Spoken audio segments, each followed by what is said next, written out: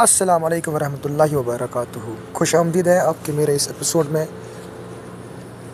آج کا موضوع ہے شیخ العالم رحمۃ اللہ علیہ۔ شیخ العالم، جنہیں شیخ نور الدین نورانی کے نام سے بھی جانا جاتا ہے، کشمیری صوفی بزرگ اور شاعر تھے جو 14ویں صدی میں زندگی جنہوں نے گزاری۔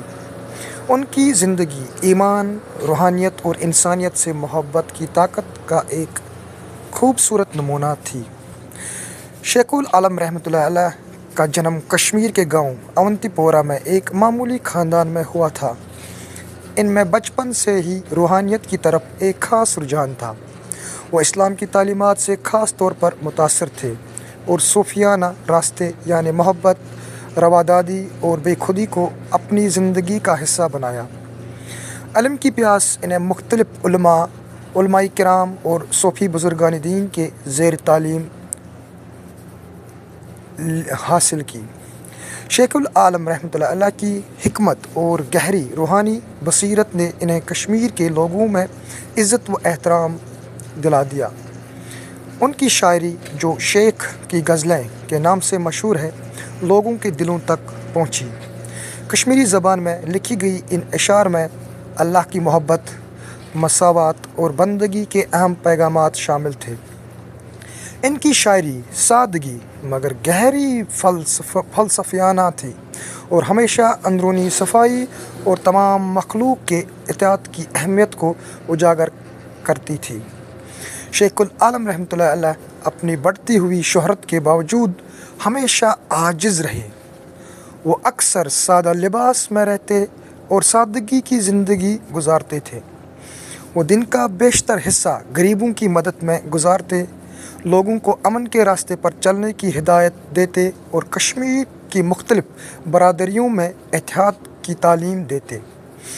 ایک دن ایک امیر شخص ایک قریبی گاؤں سے شیخ العالم رحمۃ اللہ علیہ کے پاس آیا اور روحانی رہنمائی طلب کی۔ وہ شخص اپنے غرور اور تکبر کے لیے مشہور تھا۔ اس نے شیخ العالم رحمۃ اللہ علیہ سے پوچھا، امن اور خوشحالی کا راز کیا ہے؟ شیخ العالم رحمۃ اللہ علیہ نے اپنے مخصوص سکون کے ساتھ جواب دیا، اصل امن دولت یا مادی چیزوں میں نہیں، بلکہ اللہ کی محبت اور انسانیت کے ساتھ ہمدردی میں ہے۔ اصل خوشحالی دل میں محبت کی فراوانی میں ہے اور وہ خدمت جو آپ دوسروں کے لیے کرتے ہو۔ امیر شخص شیخ العالم رحمۃ اللہ علیہ کے کلمات سے بہت متاثر ہوا اور اس نے ان کی تعلیمات پر عمل کرنے کا فیصلہ کیا۔ وقت کے ساتھ ساتھ اس امیر شخص کا غرور انسانیت میں بدل گیا اور وہ شیخ العالم کا پکا پیروکار بن گیا۔ شیخ العالم رحمۃ اللہ علیہ 1430 میں وفات پا گئے، لیکن ان کی وراثت نسلوں تک زندہ رہی۔ انہیں ایک عظیم ولی، شاعر اور روحانی رہنما کے طور پر یاد کیا جاتا ہے، جن کی تعلیمات آج بھی کشمیری عوام اور اس سے باہر کے لوگوں کے دلوں میں گونج رہی ہے۔